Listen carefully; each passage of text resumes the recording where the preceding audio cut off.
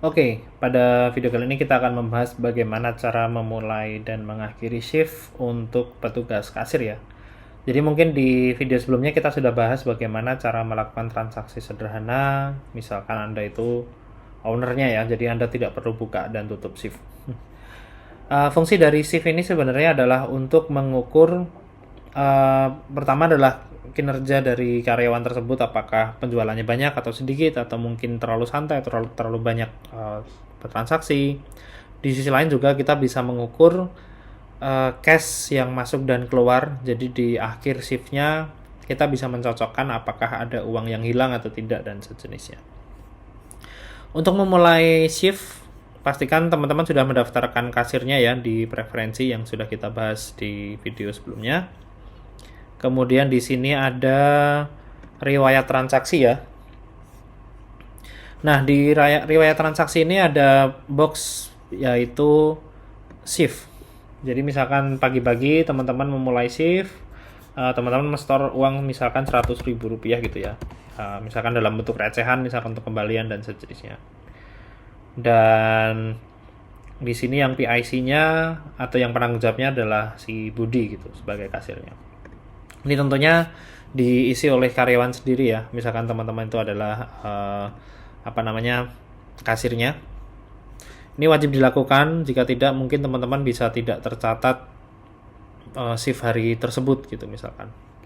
Terus kemudian klik mulai shift. Jadi ketika sudah diklik, otomatis akan terekam semua kegiatan yang dilakukan oleh si Budi ini gitu.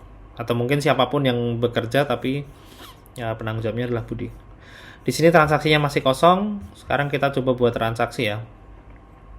Misalkan ada penjualan sampo anti ketombe gitu ya, 3 pieces, terus minuman sama mie instan.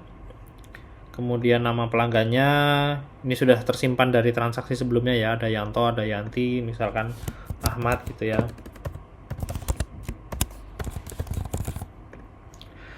Kemudian bayarnya tunai,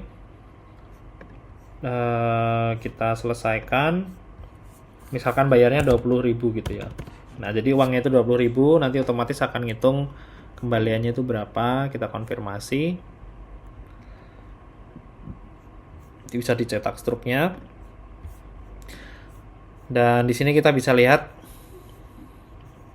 di riwayat transaksi ya. Ada pembayaran tunai.